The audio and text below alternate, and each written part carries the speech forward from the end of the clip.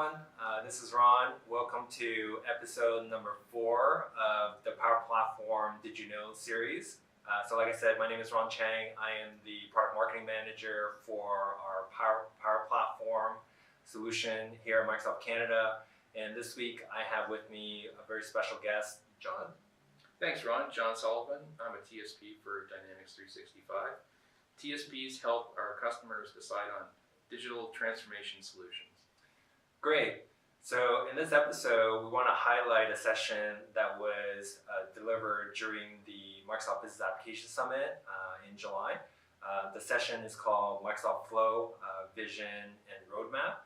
And the interesting thing about the session is Steven Siciliano, who is the product lead for Microsoft Flow on the engineering side.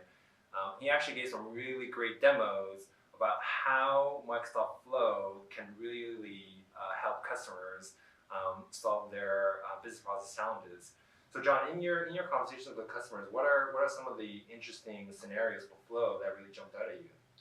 Yeah, so one of my favorite examples, so remember Flow is essentially something that lets you configure a business process or automate a certain number of steps.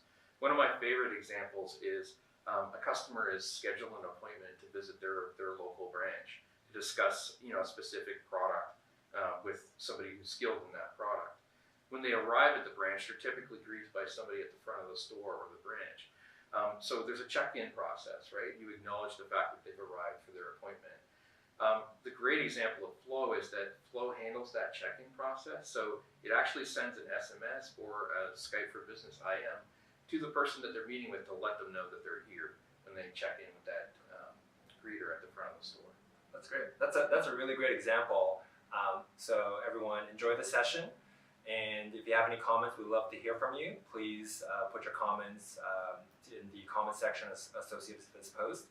And enjoy the session, and we'll see you at the next episode. Thanks very much.